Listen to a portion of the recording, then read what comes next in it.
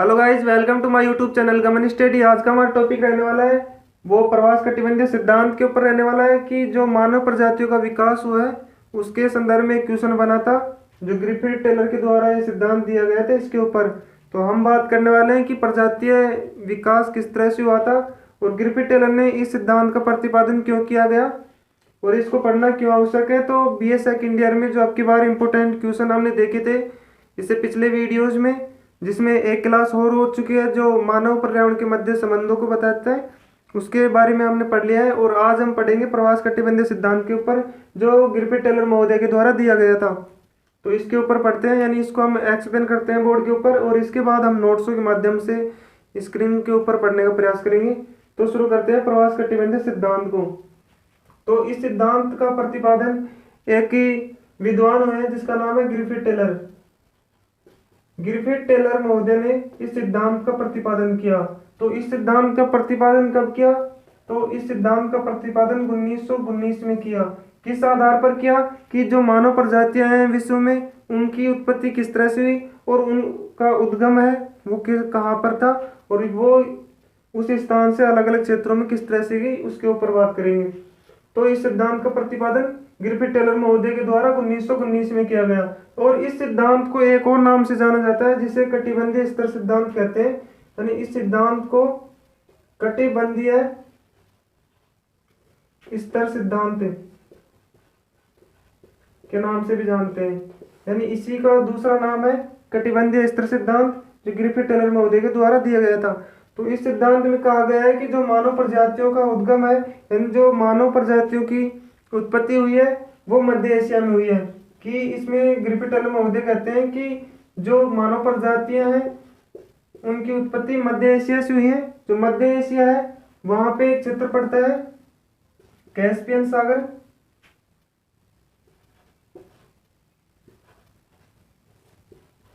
और अरल सागर।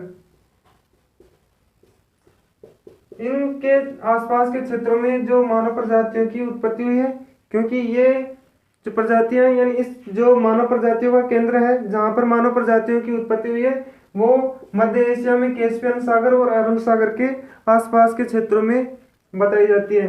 और इस सिद्धांत में कहा गया है कि जो यहाँ पे मानव प्रजातियों की कैस्पियन सागर और अरब सागर के निकटवर्ती क्षेत्रों में हुई है, यहाँ से ये प्रजातियां हैं वो एक स्थान से दूसरे स्थान पर गई है और जाने के कारण जो ग्रिफिथ टेलर महोदय हैं उन्होंने 7 भागों में बांटा है इसको। तो किस तरह से ग्रिफिथ टेलर महोदय क्या कहते हैं इसमें? इस सिद्धांत में कहा गया है कि जो मानव प्रजातियों की उत्पत्ति है वो एक ही स्थान पर हुई है जो हमने बात कर लिया है और यहाँ से उत्पत्ति होने के कारण जो प्राचीन प्रजातियां हैं वो यहाँ से नवीन प्रजातियों की उत्पत्ति होने के कारण वो बाहर की तरफ धकेल दे दी जाती है। यानी नवीन प्रजातियों के द्वारा प्राचीन प्रजातियों को बाहर की तरफ धकेल दिया जाता है। वो किस तरह धकेल दिया जाता है कि जैसे मान लीजिए यहाँ पे नवीन प्रजातियों की उत्पत्ति हो रही है और इसके बाद जो यहाँ पे पहले प्रजातियां निवास करती थी उससे जो नवीन प्रजाति यहाँ पे उत्पत्ति होती है, यानी जिससे प्रजाति की उत्पत्ति होती है वो प्राचीन प्रजाति को बाहर की तरफ धकेलती है।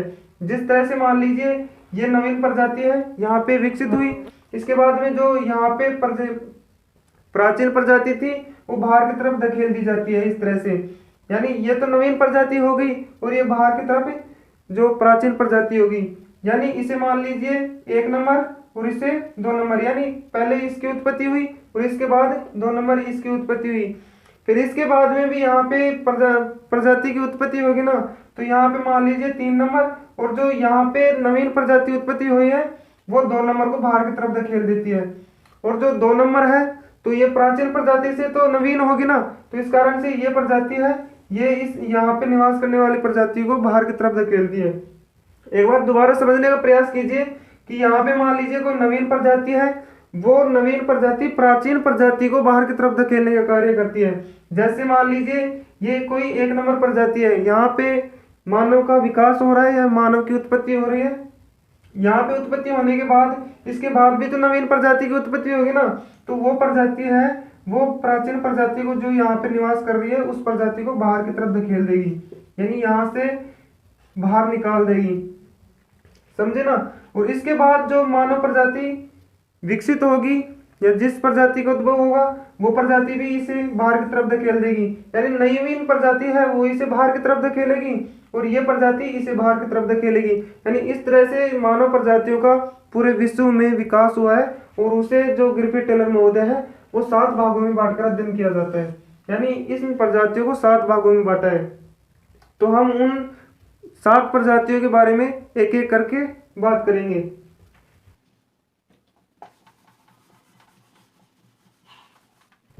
तो 7 प्रजातियों में बांटकर अध्ययन किया जाता है। तो 7 प्रजातियां कौन सी है, जिसमें पहली प्रजाति का नाम है निग्रिटो प्रजाति, दूसरी का नाम है, पहली प्रजाति का नाम है निग्रिटो प्रजाति,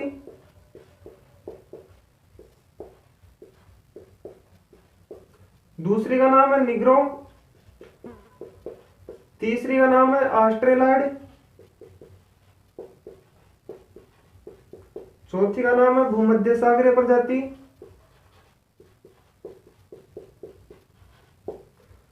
और पांचवी का नाम है नॉर्डिक, छठी का नाम है अल्पाइन, और 7वीं प्रजाति का नाम है वो है मंगोलाइन। इस तरह से ग्रिफिथ टेलर महोदय ने प्रजातियों को 7 भागों में बांटा है। तो हम इनकी एक एक करके इनकी शारीरिक विशेषताओं की बात करेंगे और इसके बाद हम इनके निवास क्षेत्रों के बारे में बात करेंगे। तो सबसे पहले बात करते हैं हम निग्रिटो प्रजाति की कि इसकी शारीरिक विशेषता क्या है। यानी सबसे पहले हम इनकी सभी प्रजातियों की जो सामान्य विशेषताएं हैं, जो शारीरिक विशेषताएं हैं, जैसे इनका कद हो गया, इनका सिरे से सूचकांक हो गया, इनकी बालों की बनावट होगी, उसके बारे में पहले बात कर लेते हैं सभी की। तो इस सिद्धांत का प्रतिपादन, यानी ये प्रजातियां हैं 7 प्रजातियां, तो ग्रिफिथ टेलर महोदय ने इस सिद्धांत का प्रतिपादन किया था। तो इन प्रजातियों को अलग अलग भागों में किस आधार पर बांटा था, पहले बात यही उठती है। तो ग्रिफिथ महोदय के द्वारा इन प्रजातियों को सिरे से सूचकांक और बालों की बनावट के आधार पर अलग अलग भागों में बांटा है, यानी सिरे से सूचकांक और बालों की बनावट के आधार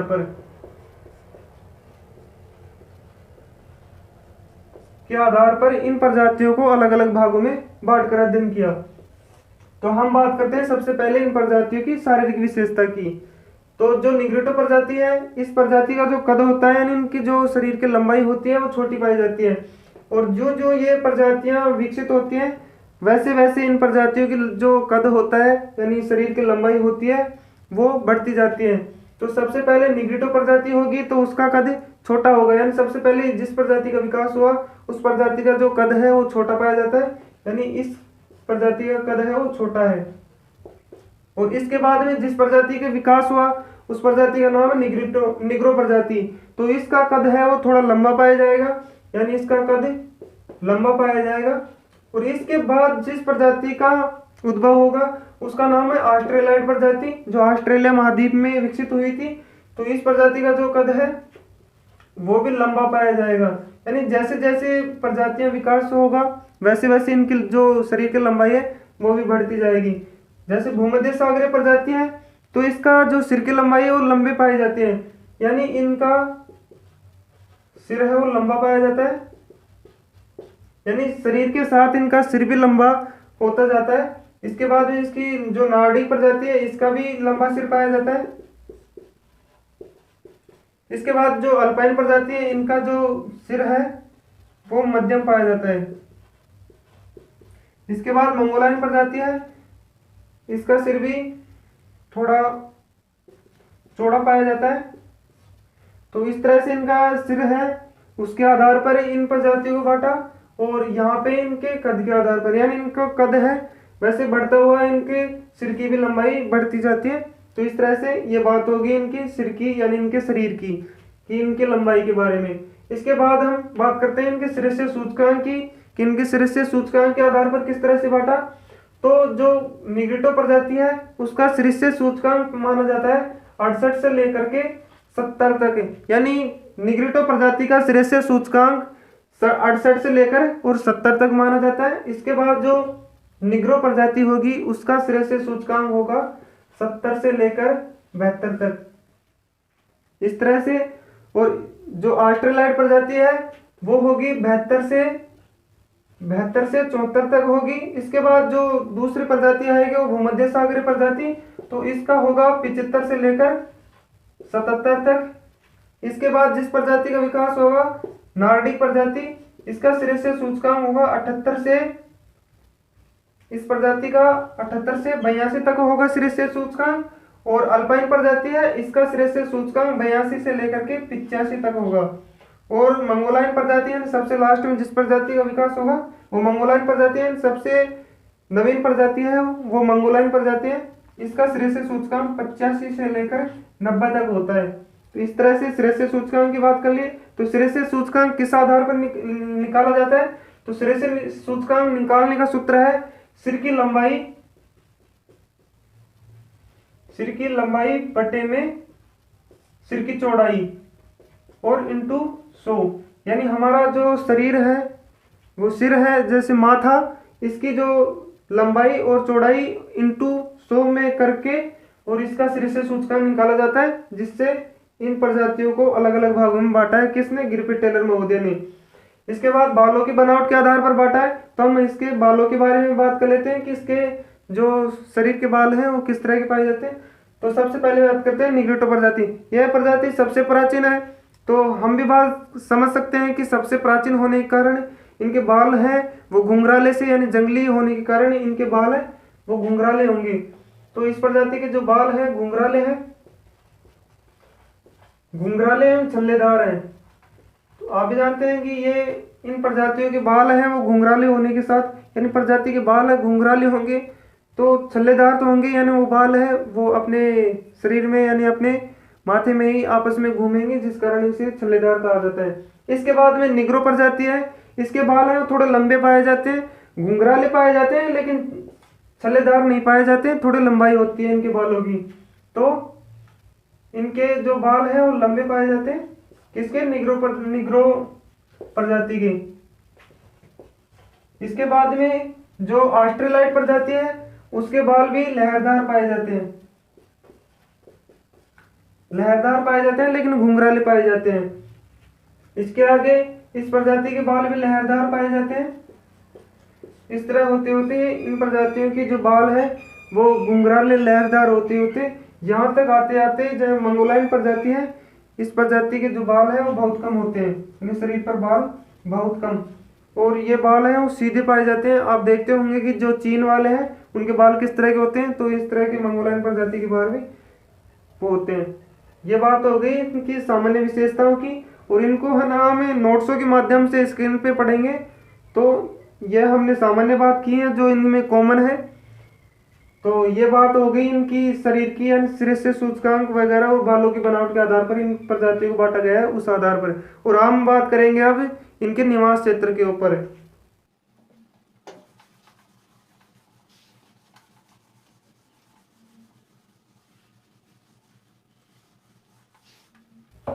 तो हम अब बात करते हैं इनके निवास क्षेत्र की, कि इन प्रजातियों कहाँ कहाँ निवास करती है और किस तरह से निवास करते हैं, उसके ऊपर बात करते हैं। तो सबसे पहले बात कौन सी की? निग्रिटो प्रजाति की बात करते हैं हम। निग्रिटो प्रजाति विश्व में कहाँ कहाँ पाई जाती है, यानी इसका निवास क्षेत्र वो क्या है? तो निग्रिटो प्रजाति है वो अफ्रीका महाद्वीप में, यानी मुख्य रूप से अफ्रीका महाद्वीप में पाई जाती है। तो अफ्रीका महाद्वीप में यह प्रजाति पाई जाती है। तो अफ्रीका महाद्वीप में कहाँ पे पाई जाती है? तो एक क्षेत्र पड़ता है कांगो प्रदेश, वहां पे। इसके अलावा युगांडा अफ्रीका महाद्वीप में पड़ता है। इसके आगे हम बात करते हैं श्रीलंका में भी यह प्रकार की प्रजाति पाई जाती है। इससे आगे हम बात करते हैं तो न्यू गिनी। इसके आगे जो क्षेत्र है वो मलाया। यानी इस तरह से यह प्रजाति निवास करती है, जिसको हम एक मैप के माध्यम से समझे तो मान लीजिए ये हमारा विश्व का मैप है और ये है अफ्रीका महाद्वीप। तो अफ्रीका महाद्वीप में यह प्रजाति निवास करती है मुख्य रूप से इस क्षेत्र में। यह प्रजाति यहाँ पे निवास करती है, तो यहाँ पे पड़ता है कांगो प्रदेश और यहाँ पे पड़ता है युगांडा। तो इस तरह से यहाँ पे यह प्रजाति निवास करती है। इसके अलावा यह प्रजाति जो ये भारत है, यहाँ पे श्रीलंका है, श्रीलंका में और इधर ऑस्ट्रेलिया के ऊपर जो ये क्षेत्र है वहां पे मलाया और जो न्यू गिनी है वहां पे निवास करती है। तो ये हो गई इसकी बारे बात। इससे अगली प्रजाति है जिसका नाम है निग्रो प्रजाति। यह प्रजाति विश्व में कहाँ कहाँ पाई जाती है, हम इसके ऊपर बात करते हैं। तो यह प्रजाति इसी के आसपास के क्षेत्रों में पाई जाती है। तो इसके आसपास के क्षेत्र कौन कौन से हो गए, तो इस प्रजाति को दो भागों में बांटकर अध्ययन किया जाता है, यानी यह प्रजाति दो क्षेत्रों में पाई जाती है। दो क्षेत्रों में बांटा गया है इस प्रजाति को, जिसमें पहला है जो ये सूडान क्षेत्र है, यहां से लेकर और यहाँ पे गिनी तट पड़ता है, यहाँ गिनी तक यह प्रजाति निवास करती है। इस तरह से यानी निग्रिटो प्रजाति के ऊपर यह प्रजाति निवास करती है। तो पहले क्षेत्र को क्या बताया गया, सूडान से लेकर के गिनी तक है ना। और दूसरा क्षेत्र जो बताया गया है वो पपुआ से लेकर के न्यू गिनी तक। न्यू गिनी हमें अभी बात की थी, न्यू गिनी कहाँ पे पड़ता है, तो न्यू गिनी इस क्षेत्र में पड़ता है, यहाँ पे पपुआ पड़ता है और इसी के नीचे न्यू गिनी पड़ता है, तो वहां पे निवास करती है। और इसके अलावा सूडान से लेकर गिनी तक की निवास करती है। अब तीसरी प्रजाति की बात करते हैं जिसका नाम है ऑस्ट्रेलाइड प्रजाति। ऑस्ट्रेलाइड प्रजाति विश्व में कहाँ पे पाई जाती है, तो यह प्रजाति है मुख्य रूप से ऑस्ट्रेलिया में इस प्रजाति का विकास हुआ था, लेकिन वहां पे अंग्रेजों के बस जाने के कारण यह प्रजाति वहां से उठ करके भारत के मध्यवर्ती भारत, यानी यह प्रजाति ऑस्ट्रेलिया से निकल करके मध्यवर्ती भारत और इसी के साथ दक्षिणी भारत में यह प्रजाति निवास करती है। इसी के अलावा यह दक्षिणी पूर्वी एशिया और इस साइड में मैक्सिको पड़ता है, न्यू मैक्सिको,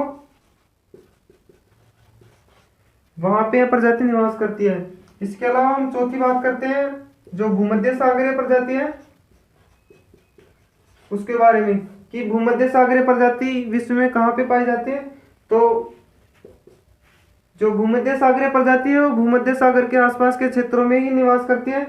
और इस प्रजाति का नाम भूमध्य सागरीय आप समझ गए होंगे कि भूमध्य सागर के आसपास के क्षेत्रों में निवास करने के कारण इस प्रजाति का नाम भूमध्य सागरीय प्रजाति रख दिया गया है। तो यह प्रजाति स्पेन जैसे पुर्तगाल है, लिस्बन यहाँ की राजधानी है वहां पे, इसके अलावा इटली जिसकी राजधानी रोम है वहां पे, और इसी के अलावा एक क्षेत्र और पड़ता है मिस्र, यानी मिस्र देश में भी यह प्रजाति निवास करती है। तो इस तरह से ये बात हो गई इनकी चार प्रजातियों की। और इसके अलावा हम बात करते हैं पांचवी प्रजाति की। इन पांचवी प्रजाति जिसका नाम है नॉर्डिक प्रजाति। नॉर्डिक प्रजाति विश्व में कहाँ पे पाई जाती है, तो नॉर्डिक प्रजाति मुख्य रूप से उत्तरी यानी जो यूरोप और एशिया है उसी के उत्तरी भाग में, यानी यूरोप और एशिया के उत्तरी भागों में यह प्रजाति निवास करती है। जैसे इन क्षेत्रों में यह प्रजाति निवास करती है, जो एशिया और यूरोप है उसके उत्तरी भागों में। तो एशिया और यूरोप के उत्तरी भागों में जो कौन कौन से क्षेत्र हैं, जिसमें जैसे एशिया और उत्तरी हमने बात कर ली है कि एशिया और यूरोप के उत्तरी भागों में। इसके अलावा यह प्रजाति न्यू मैक्सिको और उत्तरी अमेरिका एवं दक्षिणी अमेरिका इसके साथ में मिलते हैं। यानी इसी के अलावा इधर जो उत्तरी अमेरिका दक्षिणी अमेरिका पड़ते हैं उसके अंदर भी यह प्रजाति निवास करती है। ये हो गई, हमने 5 प्रजातियों की बात कर ली है। इसके अलावा हम छठी प्रजाति की बात करते हैं जिसका नाम है अल्पाइन प्रजाति, जो यूरोप महाद्वीप के दक्षिणी भाग में एक पर्वतमाला बहती है जिसे आल्पस पर्वतमाला कहते हैं। यानी यहाँ पे एक पर्वतमाला बहती है आल्पस पर्वतमाला, इसी के आसपास यानी इसी के निकटवर्ती क्षेत्रों में यह प्रजाति निवास करती है। किस कारण से, यानी आल्पस पर्वतमाला के निकटवर्ती क्षेत्रों में यह प्रजाति निवास करने के कारण इस प्रजाति का नाम है वो अल्पाइन प्रजाति रखा गया है। तो हमने बात कर ली है कि अल्पाइन प्रजाति का नाम क्यों रखा गया, आल्पस पर्वतमाला के आसपास के क्षेत्रों में निकटवर्ती क्षेत्रों में निवास करने के कारण। इसके अलावा उत्तरी अमेरिका में, दक्षिणी अमेरिका में भी यह प्रजाति निवास करती है। तो ये हो गई इसके निवास क्षेत्र की। और सातवीं प्रजाति, जो लास्ट प्रजाति है, वो है मंगोलायन प्रजाति। जो मंगोलायन प्रजाति है वो मध्यवर्ती एशिया में, पूर्वी एशिया में पाई जाती है, यानी मध्यवर्ती एशिया और इसी के अलावा जो ये पूर्वी एशिया है वहां पे पाई जाती है। तो कौन कौन से क्षेत्र है मंगोलायन प्रजाति में? जैसे चीन हो गया, चीन के अलावा जापान और न्यू कोरिया यानी उत्तरी कोरिया, दक्षिणी कोरिया और इसके अलावा मंगोलिया। इन क्षेत्रों में यह प्रजाति निवास करती है जो हमने अभी बात की। तो मंगोलायन प्रजाति है वो सबसे नवीन प्रजाति है जो कहाँ पे निवास करती है? मध्यवर्ती एशिया एवं पूर्वी एशिया में। तो इस तरह से हमने प्रवास कटिबंधीय सिद्धांत को पढ़ा है और इसको हमने समझने का प्रयास किया है। इसके अलावा हम नोट्सों के माध्यम से हम अगला वीडियो लेकर आने वाले हैं। यानी अब तो हमने इसको वैसे एक्सप्लेन किया है कि समझने की दृष्टि से, और इसको हम नोट्सों के माध्यम से एक बार और पढ़ेंगे, जिससे कि याद करने में थोड़ी आसानी होगी और आसानी होने के साथ साथ हमें थोड़ा याद भी होगा और हम इसे अच्छे से एक्सप्लेन भी कर पाएंगे। तो इस तरह से हमारे चैनल पे बने रहिएगा, सब्सक्राइब कर लीजिए जिसने भी सब्सक्राइब नहीं किया, और जो यूनिवर्सिटी से रिलेटेड जो भी एग्जाम्स की दृष्टि से जो भी अपडेट होगी मैं आप तक पहुंचाऊंगा। तो आप है ना मेरे से जुड़े रहिएगा, लाइक कमेंट वगैरह कर दीजिएगा, जिससे कि मेरा भी मनोबल बढ़ा रहे और मैं आपके लिए नई नई वीडियोस लेकर आता रहूं। Thank you.